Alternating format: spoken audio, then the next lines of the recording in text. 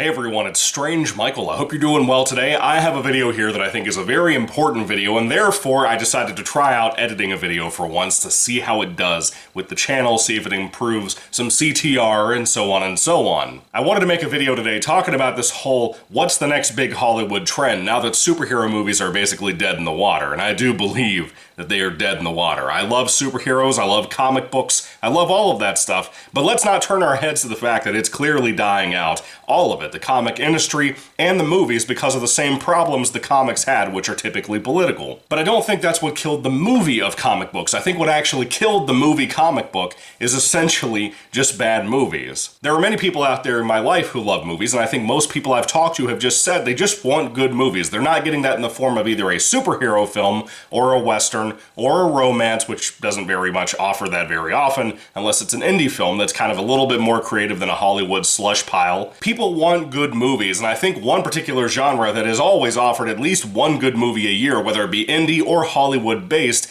is horror. Therefore, this video is actually titled, Why Horror Will Be the Next Big Hollywood Trend. I think it's not that catchy, but it's perfectly what I want to say to you. And you may throw the hint out there that horror had its day in the 80s, sometimes in the 70s, sometimes in the 90s, a little bit in the 2000s. The 2010s tried to bring it back a little bit, but that's when the rise of the superhero film got even bigger than the 2000s. And you may also be asking, Michael, why not the Western? Why wouldn't the Western come back? People have talked about that. And my response to you would be, as much as I love Westerns, there's a bigger chance that teen comedies would come back before Westerns would. Once upon a time, kids dressed up as cowboys and fought each other with fake pistols and cap guns. Have you seen that shit in a long time? I don't think so. However, Halloween is a day every single year, and I think people still dress up for that, young, old, whatever. People still decorate their yards to this day. People love Halloween and love scary things, whether it be amusement parks or a good old-fashioned jump scare on a screen in a theater, in a very dark theater. And me being a horror fan all of my life, I can tell you right now, the only thing that seems to be bringing in money at all are horror films. Despite the quality, despite whatever we're talking about, whatever studio, Blumhouse, I don't care who, it doesn't matter. They're bringing in money. Even things like Imaginary, the recent Imaginary Friend film from Blumhouse, made a shit ton of money for the small budget it had. I have a few notes written down here that'll actually prove my point on why I think horror will make a massive resurgence, whether it be from the studio angle, the money angle, the creativity angle, whatever we're looking at.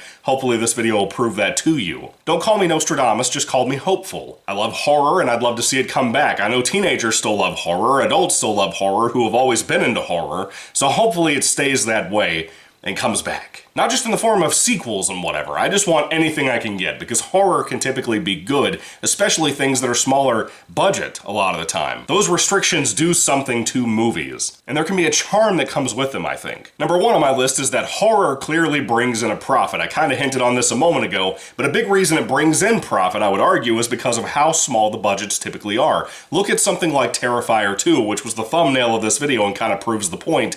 Damien Leone's Terrifier movies are not high-budget films. I think the original was mostly self-financed, for that matter. These movies are a big deal. Terrifier 1 and 2, even though they spun out of All Hallows Eve. Most people don't know about All Hallows Eve. Everybody I've talked to in the horror community know about Terrifier 1 and 2 and love those films, especially 1 because it was so unique at the time and so gruesome at the time. And as I said, they're able to make money because of how small the budgets are. When you don't have a $200 million film, or like a $300 million film like, Ant-Man Quantumania or something, and look like shit the entire film, and you don't rely on improv acting, you can make a pretty good movie. A big reason why films have gotten so overly budgeted is because of the actors thinking they are worth way more than they actually are. So this is a great time for Hollywood. Instead of going for name recognition of people who have been, washed out for 20 years, just go ahead and bring in some new, young talent and put them on the screen. Give some other people a chance to do something cool. Give them a good script, give them some good scares, give them a good monster of some sort to go up against that we enjoy as the audience, like A24 has been doing for quite a while. This is not an A24 endorsement, not even a big fan of their movies, but I'm just making the point. Smaller casting, with a smaller person in the movie sphere can get you pretty far, at least for budgetary reasons. I'm not saying go grab the homeless guy behind CVS. Just get a young actor who can do a good job. That's all you need. My second point is that horror can be for anyone and can come in the form of anything. You can have children's horror like Nine or Goosebumps or anything like that, or you could have the people who like more indie films like found footage films and whatever like I do. You can have the massive, big budget, typically possessed haunted house movies that all of us are sick of seeing, but you can still have that and, enjoy it. People will probably flock to that and watch it just because a new horror film hit the cinemas. I don't go to the movies unless it's a horror film nowadays. And typically that's because of a lack of agenda or any kind of political bullshit. Usually these movies are just fun and entertaining despite how uncreative they can be sometimes. I'm there for a good time, and a lot of the time movies can offer that in the horror genre. You go online, there's a huge horror community that talk about every single movie that gets released, straight to streaming or to theaters, it doesn't matter.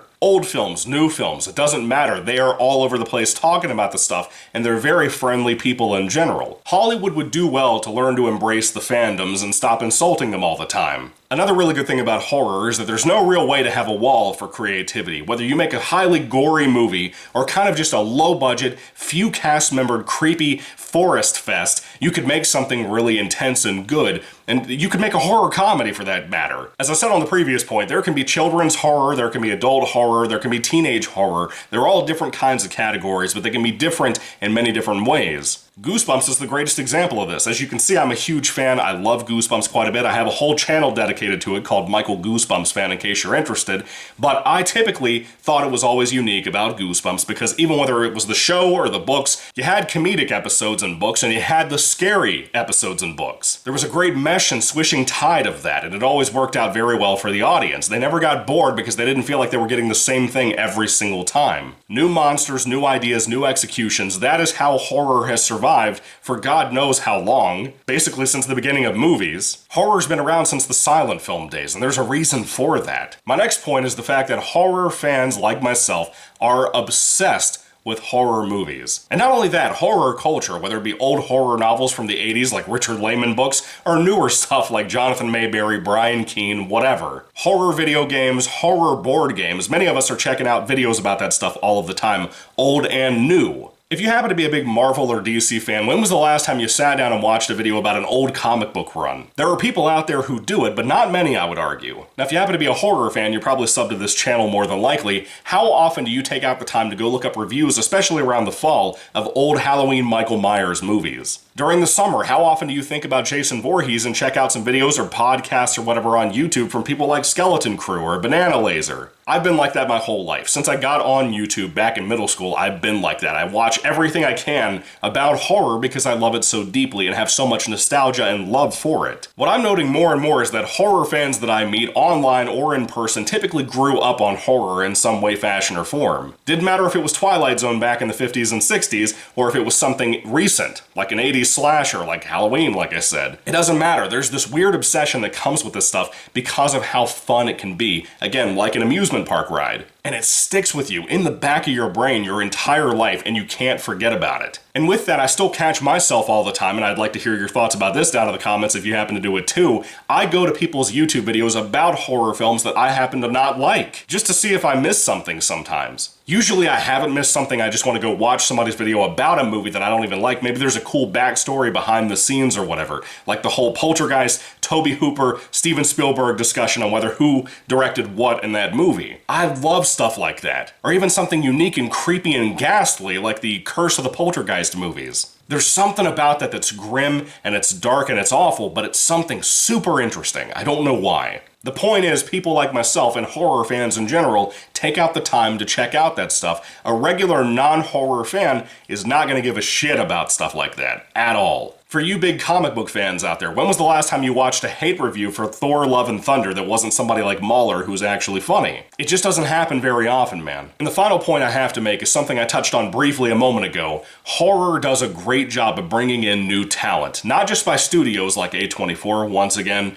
not a big fan of them, but I do admire that they're bringing in new people as directors especially, which I really think is the hint and the essence of this point I'm trying to make. We need more horror writers and directors that actually know what they're doing, and we need those people to be horror fans, and I think A24 is a great example, and Shudder too, as a streaming app alone when they make their own originals. They have a good tendency to bring in people who truly care about horror in general. Too many Hollywood filmmakers clearly do not care about that, and too many comic book creators don't care about that. They just want an open door to Netflix or Hulu or whatever, And that's not what will make the stuff survive and do well. We all know streaming is killing the industry because it's not profitable, but I would argue there's a reason why Shudder has been able to last as long as it has as the probably smallest budget streaming app. A lot of that, I think, has to do with the audience and the willingness to love them. So as I said before, Hollywood, perk your ears, listen to the audience, and put some more horror stuff out there. If you do, I think more people will come. But you're gonna have to lower those budgets. Nothing else is gonna save you. Anyway, guys, that's pretty much all I have to say about my Nostradamus prediction. We'll see what happens with all of this, but let me know down in the comments what you think about my discussion here about whether horror films will save cinema, or whether it will save Hollywood in general, or be the next big trend, or whatever. I'd love to hear everything you have to say about it down in the comment section down below, as well as any other points you might be able to make about it. Am I right? Am I wrong? Time will tell. Guys, thank you for taking the time to watch this, and I hope you'll put some cool stuff down in the comments that I can talk about and discuss with you. Catch you all later. God bless you all, and goodbye.